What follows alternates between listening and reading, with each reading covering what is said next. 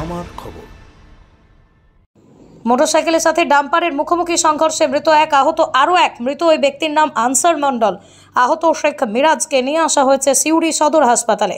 ঘটনাটি ঘটেছে জয়দেবের কাছে। দুবরাজপুর থেকে বাইক নিয়ে জয়দেবের দিকে যাচ্ছিল, উল্টো দিক থেকে আসা একটি ডাম্পার তাদেরকে ধাক্কা মারে। ঘটনাস্থলে মৃত্যু হয় আনসার মণ্ডলের। মৃত ওই ব্যক্তির বাড়ি দুবরাজপুর থানার অন্তর্গত ঝিরুল গ্রামে।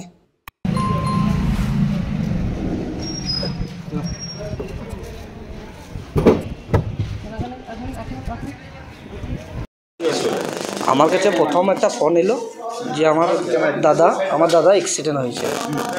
তারপরে আমি খবর পেয়ে মানসাইডে গেলাম, আমাদের দুবরাজপুর। তো মানসাইডে যেয়ে দেখলাম ওইখান থেকে আবার খবর এলো যে না সিউড়ি চলে গেছে। তো সিউড়িকে এলাম, সিউড়িতে এসে গেছে, এমার্জেন্সিতে রয়েছে, ডেথ হয়ে গেছে। এইটুকু। মারা গেছে সেটা কি হয় আমার ভাই। আপনার ভাই? হ্যাঁ। কি করতো? চাষ করতাম। কোথায় যাচ্ছিল? জয়দেবমোড়, বাড়ি ঝিরুল। জয়দেবমোড়ে ওই পেট্রোল পাম্পে গেছে। এটা তো আমি জানি না, আমি তো স্পটে ছিলাম না। কতদিন ছিল বাইকে? দুজন ছিল। কি নাম? আনসার মণ্ডল আর মিরাজ, শেখ মিরাজ। যে মারা গেছে ওর নাম আনসার মণ্ডল।